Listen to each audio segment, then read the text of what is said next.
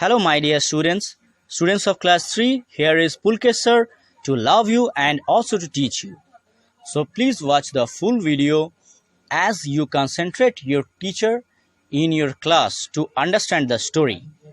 And if till now you haven't subscribed my channel, please subscribe at first and also press the bell button to get notification for new videos. My dear students, today I am going to teach you a beautiful story, The Wise Minister, that you have in the chapter number 5 of your English course book. You all like to read, hear and also watch stories of myths or fables, and that is at every stage of your life. This story is about a person with great power of observation named Chatur. And like the character Chatur, if we use our inbuilt powers of observation in our daily life, we can understand all the situations easily happen surrounding us. Okay, students, let's enter into the story The Wise Minister that has introduced by us by Mira Oberoi. And listen friends, to observe is to look carefully. If you can notice people and things around you exactly, you have powers of observation. There once lived a king who had a wise and clever minister called Chatur. एक बार एक राजा जिसके पास चतुर नाम के एक बुद्धिमान और चतुर मंत्री था, who seemed to know everything, जो सब कुछ जानता था। सब कुछ जानता था मतलब बात यह है कि वो सब कुछ ऑब्जर्व करने की क्षमता रखता था। The king came to the conclusion that Chatur could read minds. राजा इस नतीजे पर पहुंचे कि चतुर मन पढ़ सकता है, मतलब इंसान के मन पढ़ सकता है उसके मंत्री चतुर। चतुर protested that he couldn't, that he only observed things, but the king refused to believe him and so they quarreled.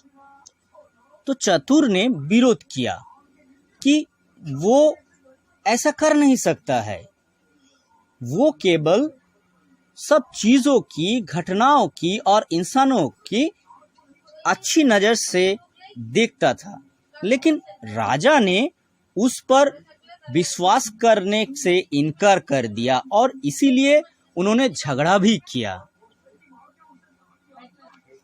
Everyone says you can read minds and you won't even show me how you do it, the king said angrily. राजा ने गुस्से में कहा, हर कोई कहता है कि आप मन लगाकर दूसरों का मन पढ़ सकते हैं और आप मुझे ये भी नहीं दिखाते कि आप इसको कैसे करते हैं। I truly cannot read minds, sire, चतुर said quietly. मैं वास्तव में दिमाग नहीं पढ़ सकता, जनाब, चतुर ने चुपचाप कहा। I don't believe what he says. I will trick him into proving he can, thought the king, giving चतुर a sly look. मैं विश्वास नहीं करता कि वो क्या करता है, क्या कहता भी है। मैं उसे साबित करने में उसे धोखा दूंगा। राजा ने सोचा, चतुर को एक धूर्त रूप से वो देख रहा था। Let's go riding, the king said to चतुर. चलो सवारी करते हैं, राजा ने चतुर से कहा। चतुर and the king rode into the nearby forest and came across a man. चतुर और राजा पास के जंगल में सवार हो गए और एक आदमी के पास आकर पहुंचे। Chatur, do you see that man there? asked the king. उस आदमी को वहां देख रहे हो? राजा ने उसको पूछा. Yes, sire, said चतुर. हाँ साहब, चतुर ने कहा कि हाँ देखा. What do you think he does for a living? The king asked. आपको क्या लगता है वो जीने के लिए ये सब कर रहा है? राजा ने पूछा. मतलब अपना पैसा कमाने के लिए ये कर रहा है. मतलब ये बोलने चाह रहे हैं राजा कि उसके पास ये लकड़ी तोड़ने का काम छोड़कर और कुछ काम नहीं है, अपना गुजारा इसी से कर रहा है. He is a carpenter, your majesty, चतुर replied without hesitation. वो एक बढ़ई है, मतलब सुतार. चतुर ने बिना किसी हिचकिचाहट से उत्तर दिया. ऐसे बोला कि वो एक बढ़ई है महाराज. And what is his name? The king asked craftily. और उसका नाम क्या है? राजा ने चालाकी से पूछा. The same as mine, चतुर, said the minister. मेरे जैसा नाम है उसका, चतुर, मंत्री ने कहा. तो ये है घटना. आप लोग अच्छा से इसको पढ़िए और समझिए.